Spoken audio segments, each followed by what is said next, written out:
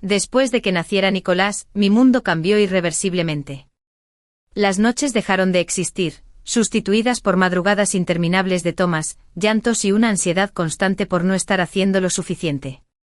Intentaba arreglármelas con todo, la casa, el bebé, las pequeñas tareas que parecían crecer a mi alrededor como malas hierbas. Aún así, creía que lo hacía lo mejor que podía. Pero por mucho que lo intentara, había un sentimiento persistente que no me dejaba en paz, algo se había roto entre Sergio y yo. No era solo cansancio. Era como si se alejara de mí lentamente, deliberadamente, sin decir nada. Me miraba con indiferencia, como si mi cansancio fuera invisible, como si mi presencia perdiera el peso que antes tenía. Y yo fingí no ver. Fingir era más fácil que afrontar la frialdad que empezaba a surgir en nuestro silencio. Pero había algo peor, algo más corrosivo, Elena. Su madre. Desde el principio, se empeñó en demostrar que no me aprobaba. Y no era el tipo obvio de rechazo. Era sutil. Una crítica disfrazada de consejo, una mirada de arriba a abajo, una broma cortante dicha con una sonrisa en los labios. La sensación era que para ella, yo siempre sería un error que Sergio había cometido. Incluso antes de la boda, dejó claro que no creía que yo estuviera a su nivel.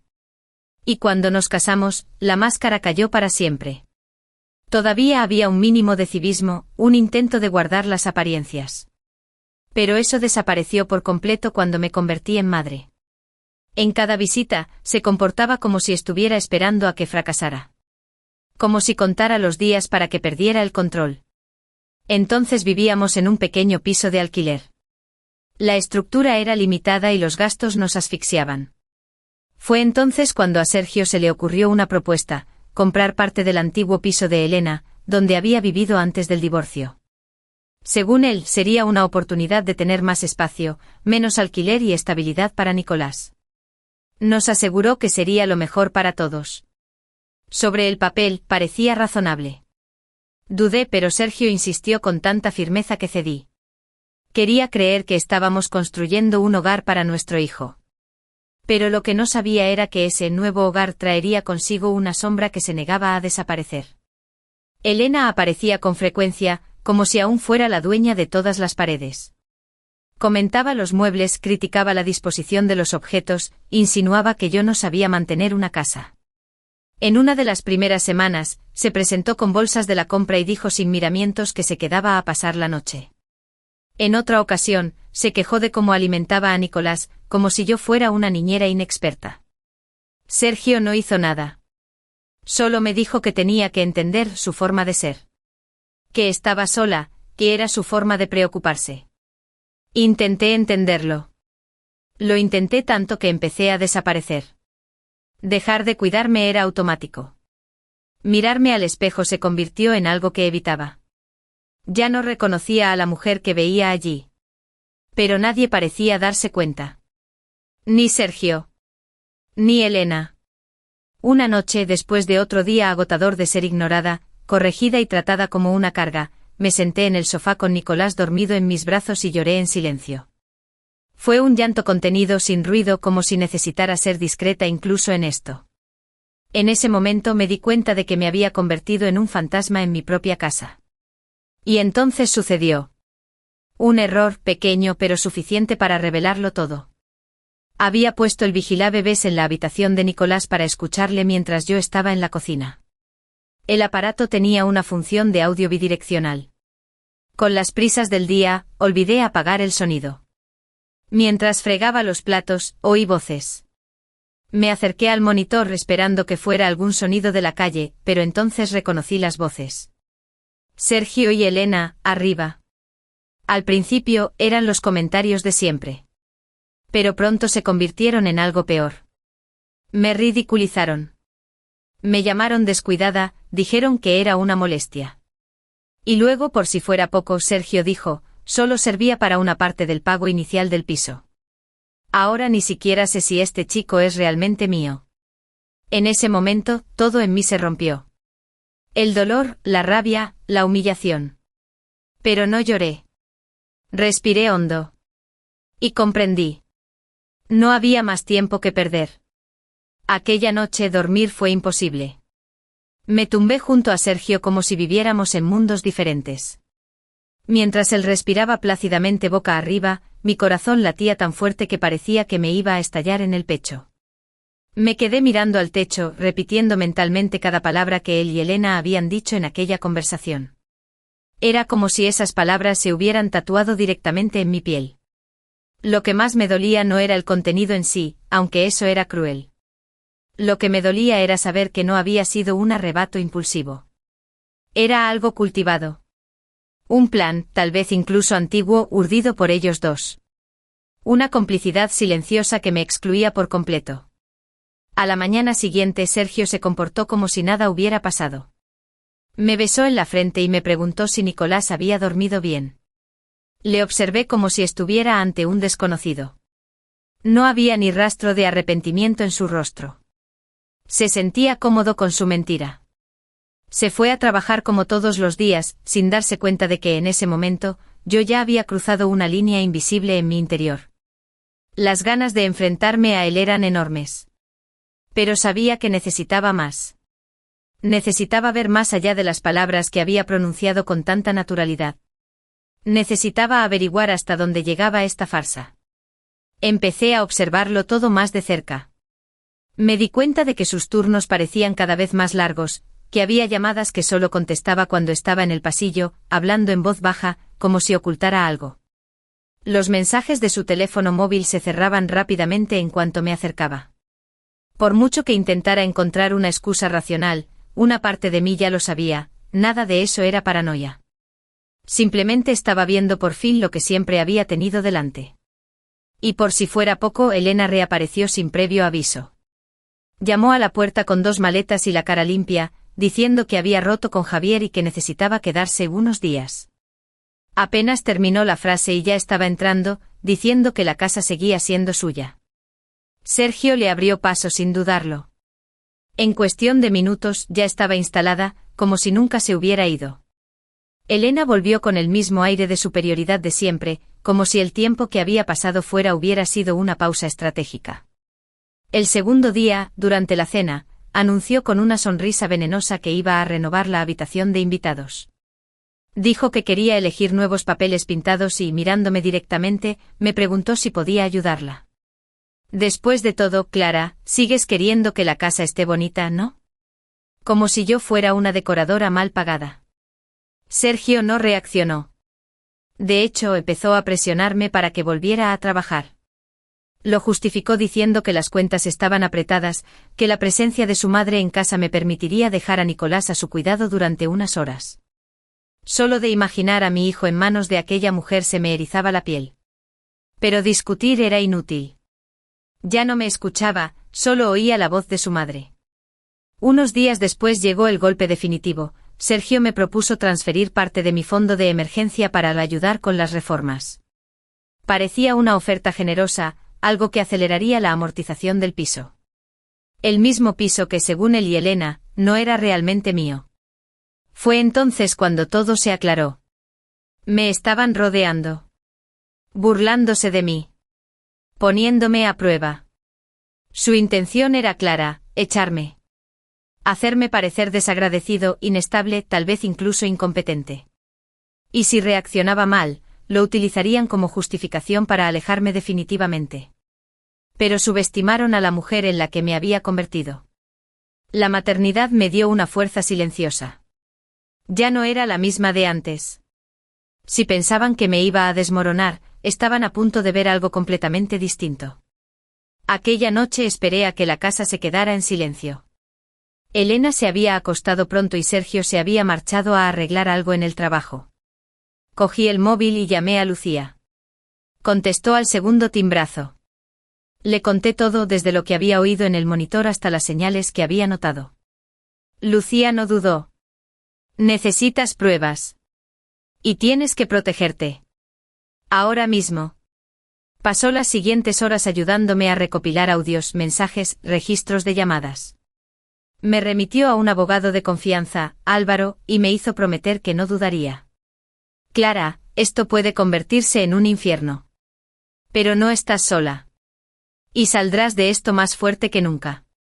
Y en ese momento me di cuenta, tenía razón.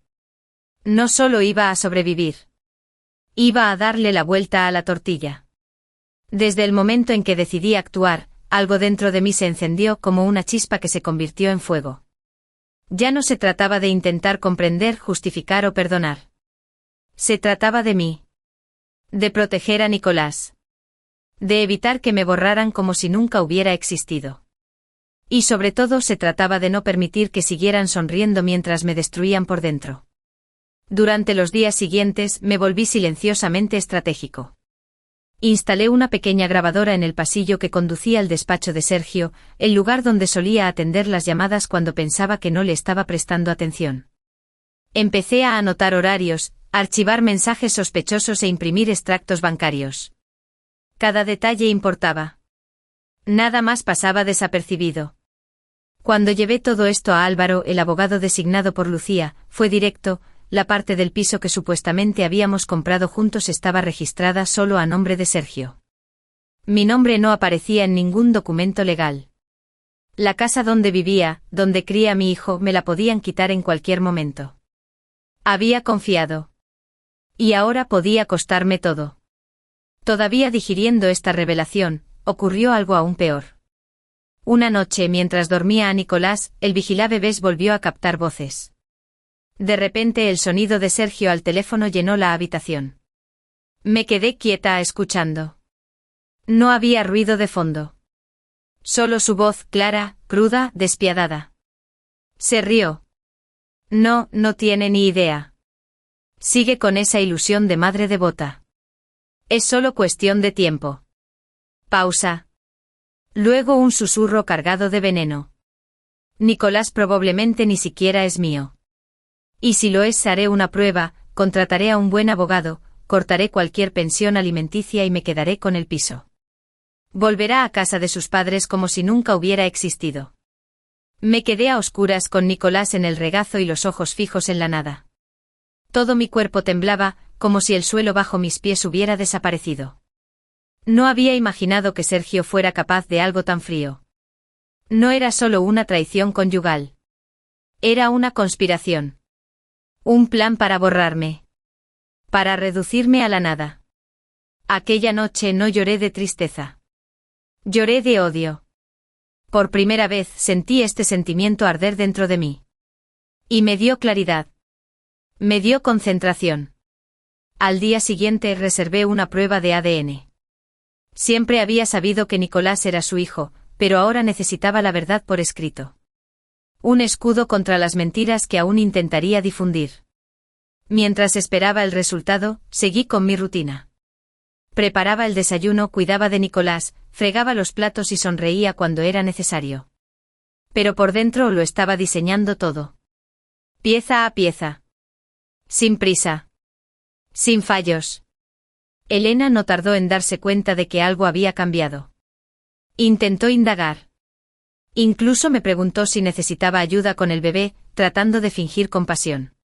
Me limité a sonreír. Le incomodaba mi silencio.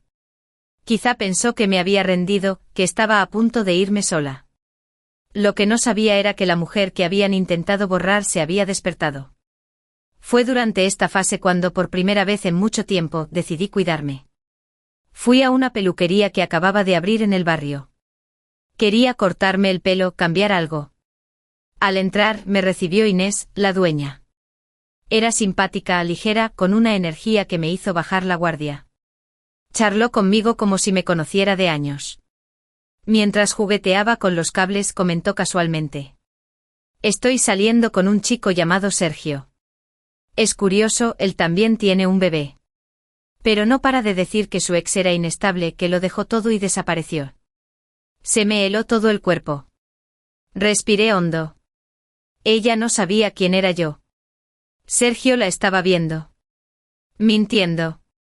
Construyendo otra historia a mis espaldas. ¿Y todavía se refería a mí como de ex? ¿Como si yo ya fuera libre? En ese momento, no reaccioné. Le di las gracias por su servicio y me fui con el corazón en llamas. Pero 2 días después, volví. Inés sonrió al verme. Y fui directo. Tienes que saber quién es el hombre con el que te estás liando. Le conté todo. Le enseñé fotos, audios, la partida de nacimiento de Nicolás. Su expresión cambió rápidamente, de la risa al asombro, del asombro a la rabia. Me utilizó, dijo con los ojos llorosos.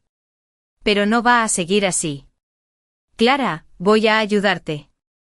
Y allí, mirando a aquella mujer tan diferente de mí, pero ahora atada por el dolor, me di cuenta de que algo había cambiado para bien.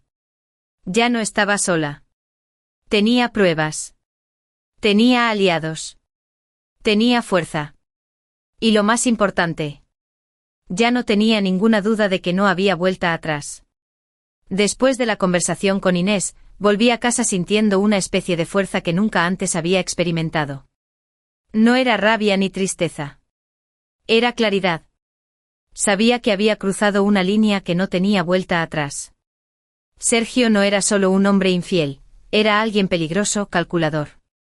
Utilizaba a la gente como piezas desechables en un tablero que creía controlar. Yo había vivido demasiado tiempo intentando justificar lo injustificable. Ahora me tocaba a mí tomar decisiones. Decisiones por mí, por mi hijo, por la mujer que me negaba a dejar morir dentro de mí. Con el apoyo de Inés, empecé a recuperar la confianza en mí misma. Me presentó a gente increíble, una asesora de imagen, una maquilladora experimentada, una nutricionista que entendía más de autoestima que de calorías. Por primera vez en mucho tiempo, alguien me miraba sin juzgarme, sin expectativas, solo con ánimo. Y la mujer que me devolvía la mirada en el espejo ya no era esa sombra desvaída de semanas atrás. Era alguien que empezaba a reaparecer, más firme, más consciente, más viva. Mientras tanto, Sergio notaba el cambio. Y no le gustó. Le comentó a Elena que yo actuaba raro, que había algo detrás de mi repentina confianza en mí mismo. Empezó a llegar antes a casa, a observar mis movimientos con más atención, a hacer preguntas disfrazadas de interés. Elena, como siempre, aprovechó el momento para sembrar más veneno. Debe de tener otro, dijo. Nadie cambia así de la noche a la mañana, solo por amor propio. En una cosa tenían razón, tenía un nuevo objetivo. Pero no era otro hombre. Era mi libertad. Llegaron los resultados de la prueba de ADN y, como ya sabía, Nicolás era hijo biológico de Sergio. Pero verlo confirmado por un documento oficial me produjo una sensación de alivio difícil de describir. Ahora, ninguna duda podría ser utilizada en mi contra. Ninguna insinuación tendría fundamento. Tenía la verdad. Y más que nunca tenía prisa. Empecé a trabajar en silencio, a distancia, en mi tiempo libre, ahorrando cada céntimo que podía. Abrí una cuenta aparte y empecé a transferir mi sueldo. Con el apoyo de mi madre, Rosa, alquilé un pequeño piso, acogedor y lo suficientemente alejado como para mantener a raya cualquier interferencia.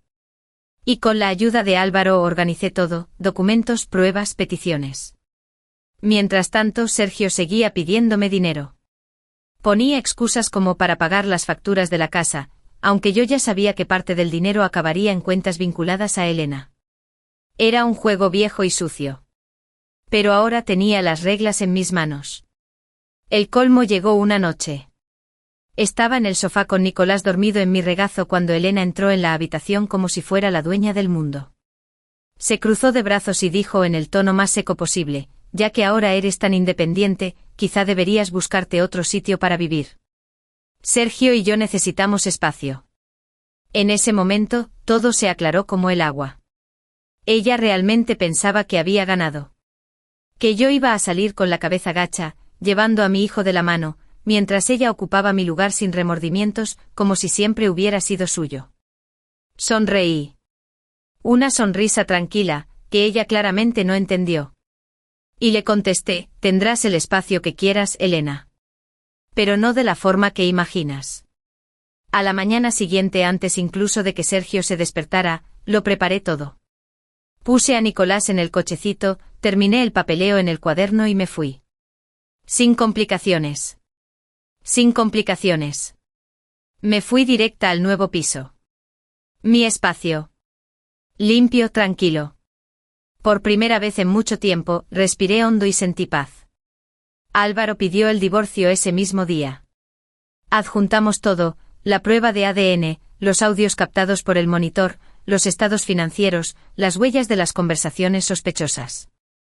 También incluimos la solicitud de nulidad de la paternidad. No por duda, sino porque Sergio, en todos los sentidos, había renunciado al papel de padre. Lo que ocurrió después era previsible.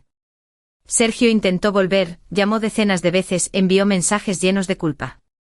Fue a casa de mi madre diciendo que todo había sido un malentendido. Elena gritó en la calle que yo era un desagradecido que quería robarle a su hijo. Pero nada de lo que dijeron tuvo el impacto que esperaban. Porque en medio del proceso, Inés hizo lo que nadie esperaba, declaró. Y lo entregó todo. Huellas, audios, mentiras. Y fue más allá, publicó su propia historia. Contó todo lo que había vivido con Sergio. Amigos en común, compañeros de trabajo, incluso clientes del salón se enteraron de la verdad. Su nombre se convirtió en sinónimo de vergüenza. Elena desapareció de la ciudad semanas después, alegando mala salud. Pero todo el mundo sabía que la enfermedad era otra cosa, orgullo herido. ¿Y yo? No necesité huir. Por fin era libre. Lo que más me sorprendió fue la serenidad que me envolvió cuando todo se vino abajo para ellos. Sin euforia. Ni ganas de gritar victoria. Solo silencio. Un silencio tranquilo, pleno, como si por fin me hubiera liberado de algo que me arrastraba desde hacía demasiado tiempo. Sergio intentó mantener su postura durante los primeros días del juicio. Ante el tribunal interpretó el papel del hombre traicionado, del padre agraviado, del marido abandonado por una esposa fría y rencorosa. Era casi teatral. Pero bastó que se presentaran los audios del monitor, junto con la prueba de ADN, para que su relato se desmoronara como una actuación barata. El juez no solo reconoció la validez de las pruebas, sino que accedió a la petición de anulación de la paternidad. Alegó negligencia emocional, manipulación psicológica y un intento deliberado de fraude patrimonial. La indemnización por daños morales fue solo un detalle. La sentencia principal lo decía todo: Sergio no tendría ningún derecho sobre Nicolás. Ni visitas ni decisiones. Ni disculpas. Elena, que hasta entonces se había paseado con la barbilla alta y aire de matriarca agraviada, empezó a faltar a sus audiencias. Apareció un abogado para representarla, pero ella misma no volvió. Sabía que el daño era irreparable. Por iniciativa propia, Inés había elaborado un dossier con impresiones de conversaciones, registros de transferencias bancarias y pruebas del intento de malversación de fondos por parte de Sergio y Elena. Con ello su imagen pública quedó completamente destrozada. Podría haberme detenido ahí. Podría haber seguido adelante con la tranquilidad de haber ganado legalmente. Pero no solo quería justicia sobre el papel. Quería justicia en la memoria. En la verdad que quedaría grabada. Me acordé del piso. La parte que, según Elena, siempre sería suya y a la que yo, según ella, nunca tendría derecho. Álvaro descubrió que el contrato de compraventa contenía cláusulas mal redactadas, así como incoherencias en el origen del pago. Demostramos que el importe utilizado para la compra procedía exclusivamente de mi cuenta bancaria. Hasta el último céntimo. Presentamos una demanda de reversión de la propiedad. Y ganamos. La parte de Elena se transfirió a mi nombre por decisión judicial. Me convertí en el único propietario del inmueble. Le escribí una notificación formal, dándole 15 días para desalojar si todavía vivía allí. No contestó. Pero el 14º día, los vecinos me dijeron que un camión de mudanzas había aparecido por la mañana temprano. Se marchó sin mirar atrás. Incluso después de eso, sentí que todavía tenía que hacer algo. No por venganza explícita, sino por todas las mujeres que habían estado en mi lugar, silenciadas. Con Inés y Lucía lancé un proyecto en línea, una plataforma de apoyo para mujeres que se han enfrentado a traiciones silenciosas, abandono emocional y violencia psicológica. Lo llamamos No Más Silencio. Empezamos con testimonios breves, pautas legales básicas y vídeos con historias reales. La respuesta fue inmediata. Empezaron a llegar mensajes de todas partes. Mujeres que nos contaban sus experiencias, su dolor, sus victorias. Por primera vez sentí que todo lo que había vivido no había sido en vano. En uno de los vídeos decidí contar mi historia. Sin nombres. Sin ataques directos. Solo hechos. Hablé de la traición, del desprecio, del vigilabebés y de cómo un momento de descuido se convirtió en un punto de inflexión. Compartí el dolor, pero también la fuerza que encontré en medio de la oscuridad. El vídeo se hizo viral. En menos de una semana, tenía miles de visitas. Sergio lo vio. Me enteré porque me envió un mensaje desde un número desconocido. No tenías que hacer eso. Me has expuesto al mundo. No le contesté. Meses después, Elena me envió una carta. Decía que echaba de menos a Nicolás. Decía que todo se le había ido de las manos. Abrí la carta, la leí con calma y le devolví solo una hoja, una copia de la sentencia judicial con una frase escrita a mano. Te faltó control cuando intentaste destruir a la mujer equivocada. Hoy vivo tranquila con Nicolás. Tengo mi espacio, mi trabajo y una tranquilidad que nunca creí posible. Me miro al espejo y veo a alguien entero. Sin miedo. Sin vergüenza. Lo más inesperado de todo. Nunca volví a sentirme sola. La red que creamos con No Más Silencio ha crecido más de lo que ninguno de nosotros podría haber imaginado. Inés se convirtió en una verdadera amiga. Juntos convertimos el dolor en movimiento. Sergio perdió su trabajo. Inés se empeñó en contárselo todo a la empresa. Las referencias desaparecieron. Y finalmente tuvo que enfrentarse a quien era realmente. ¿Y Elena? Se mudó a otra ciudad. Sola. ¿Y yo? Yo seguí adelante. Con la cabeza alta. Con el alma limpia. Con Nicolás a mi lado y la certeza de que la justicia más poderosa no necesita escándalo. Necesita estrategia, silencio y coraje. Y pensar que todo empezó hoy. Porque olvidé apagar un vigilabebés. Si te ha gustado esta historia y quieres seguir otras como esta, no olvides suscribirte al canal. Activa la campana para no perderte ningún vídeo.